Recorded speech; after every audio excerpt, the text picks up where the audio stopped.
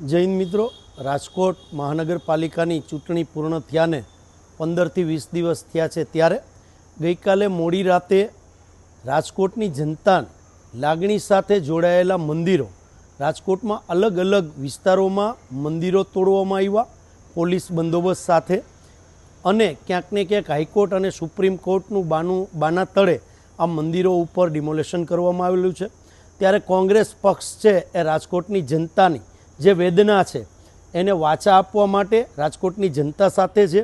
ક્યારેય પણ હિન્દુના મંદિરો ગવર્મેન્ટ દ્વારા, તંત્ર દ્વારા તોડવામાં આવે ત્યારે રાજકોટ શહેર કોંગ્રેસ રાજકોટની પ્રજા સાથે છે.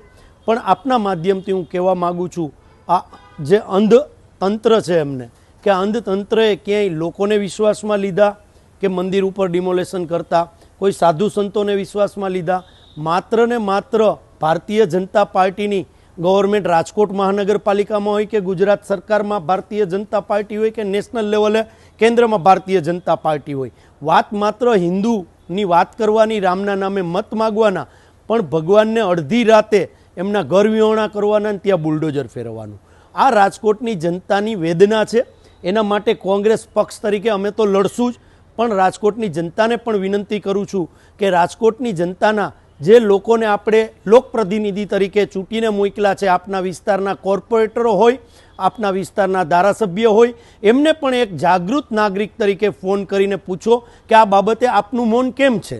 માત્ર આપ મત માગવા આવો છો ત્યારે હિન્દુ વાળી વાત કરો છો, રામની વાત કરો છો, તો અત્યારે અડધી રાતે આપણા રામ ભગવાનના જે સેવક કહી શકાય હનુમાન દાદા, એને ઘર વિહોણા કરવાના, એના ઉપર બુલડોઝર ફેરવવાની વાત કરતા હોય ત્યારે આપનું મૌન કેટલા અંશે યોગ્ય છે.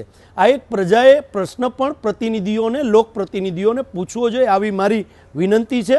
આ મુદ્દે અમે રાજકોટ શહેર કોંગ્રેસ અમે લડાઈ લડશું, અમે રજૂઆત પણ કરી છે અને આગામી દિવસોમાં પણ આ બાબતે અમે લડાઈ કરશું. પણ પ્રજાને નમ્ર વિનંતી કરું છું કે આપણા ઈષ્ટદેવોના મંદિર પડતા રહેશે અને જો આપણે જોતા રહેશું અને આપણે એક પ્રશ્ન પણ નહીં કરીએ તો એ ક્યાંક ને ક્યાંક લોકશાહીની અંદર આપણી ભૂલ ગણાશે. એટલે આપને વિનંતી કરું છું બે હાથ જોડીને કે આપે જે પ્રતિનિધિઓ ચૂંટીને મોકલ્યા છે, કોઈ પણ પાર્ટીના હોય, એમને એક ફોન કરી અને આ વેધક એક સવાલ પૂછજો. જય હિન્દ, જય ભારત.